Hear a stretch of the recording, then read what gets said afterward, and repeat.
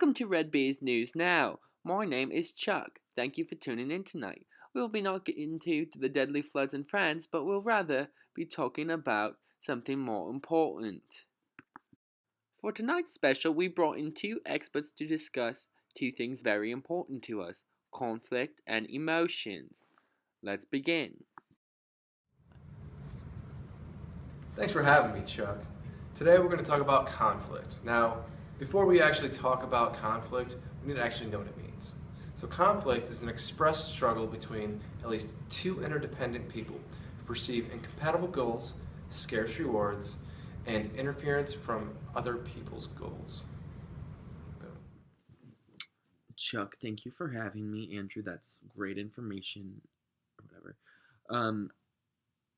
Here's the thing. I don't know who signed me up to be an expert on emotions, but frankly, it's a little offensive. Nonetheless, I'm great at it, so let's talk.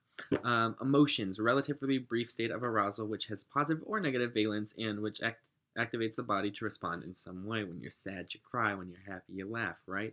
There's 5 basic emotions. 1, 2, 3, 4, 5. What those basic emotions are, well, let me tell you.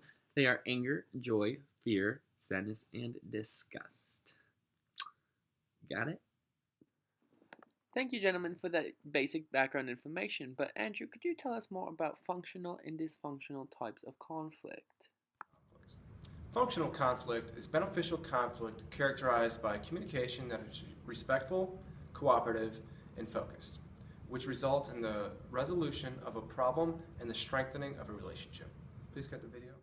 Daisy, where'd we go? Did we go to McDonald's?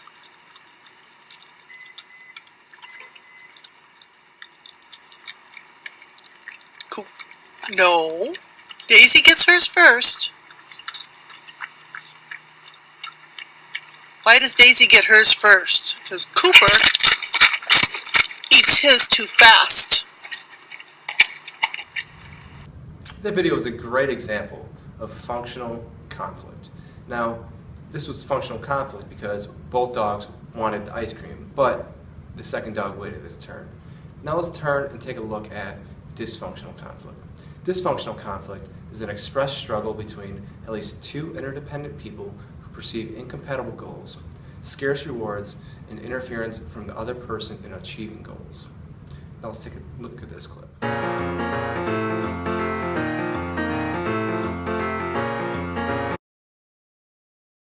Meow, that is one kitty I do not want to mess with.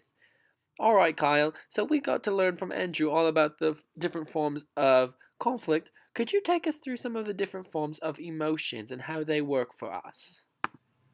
Sure thing, Chuck. So I already was able to tell you what the 5 basic emotions were, but those are the basic emotions. Secondary emotions are something that are a little more complex than those emotions. They have to be something that's learned. And so how these are learned is they require a sense of self, which is kind of similar to what a self-concept is. So self-concept is the relatively stable set of perceptions you hold for yourself. So this is the understanding you have towards yourself. Secondary emotions come into play with this understanding because you kind of get a feel for how your brain works, kind of what activities set you off, and what things keep you kind of calm.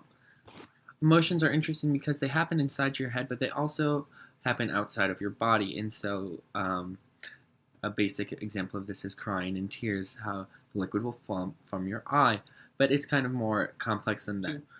Our nonverbals can greatly be affected by our emotions. If we are embarrassed, our cheeks will turn red. If we are scared, we might shake a little bit, or the same thing if we're nervous. Now that we've started looking at conflict, we need to know actually how to resolve conflict. Now, what do you say? Well, let's take the steps. First, you need to define your needs. Second, share needs with the other member you're having the conflict with. Third, listen to the other person's needs. Fourth, generate possible solutions. Fifth, evaluate possible solutions and choose the best one. Sixth, implement the solution. And lastly, follow up the solutions. Take a look at them. I'm tired. Hey puppy, wanna play puppy? Not now, Dad. I'm tired.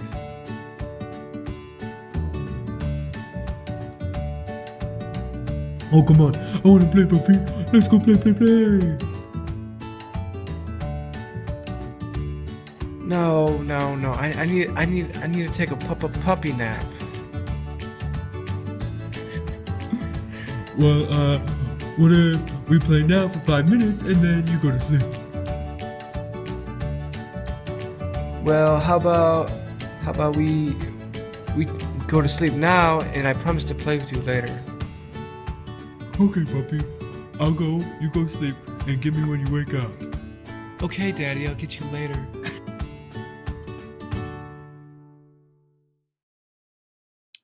Wowee, that made me feel happy and warm inside. Happy? That's an emotion. Kyle, why does this happiness I feel right now? What is important about it? Why does this feeling matter? Why do emotions matter? Well, Craig, that is really a great question. Your name is not Craig, it's Chuck. That's great. The best way to look at this is to look at specific emotions and see what kind of meaning there is behind each of them. So, let's talk about fear. Fear means you are protecting that self-image. It's at risk and there is nothing you're not going to do to protect it. Guilt, embarrassment, or shame means that you have a good understanding of social cues and social norms. And so when one of those social cues or norms is broken, you feel embarrassed or shameful.